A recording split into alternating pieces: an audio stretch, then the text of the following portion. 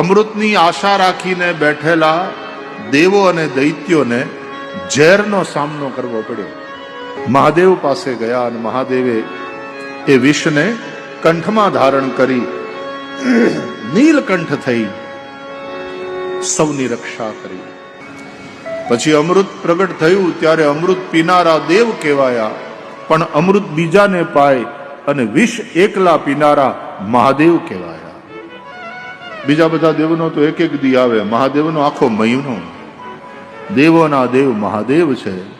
એનો જે મહિમા જાણતા નથી એ જ ગમે એમ બકવાસ કરે, બાકી મહાદેવ મહાદેવ છે. અને ગમે એવો માણસ બોલે, અંતે તો મહાદેવને શરણે જ જવાનું છે શમશાનમાં. એ ન્યા જ બેઠો છે. આવ ભગા આવ. આવ્યું હોય ભગાનું મળદું, પણ બીજા બધા કાઢો થતું હોય ને મર્યા પછી, તો મહાદેવ એનો સ્વીકાર કરે.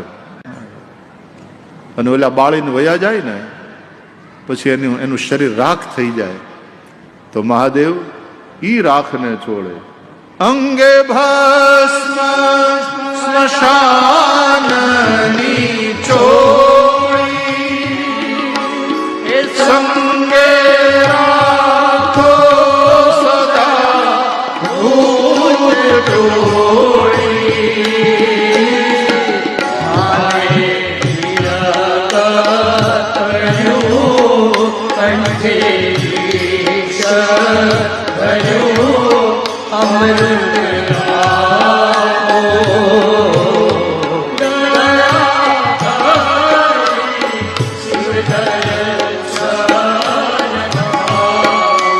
રામાયણમાં તો ભગવાન રામ સ્વયં પોતાના મુખે પોતાની પ્રજાને કહે છે, ઔરવ એક ગુપત મત સબઈ કહું કરજોરી, શંકર ભજન બિના નર ભક્તિ ન પાવઈ મોરી.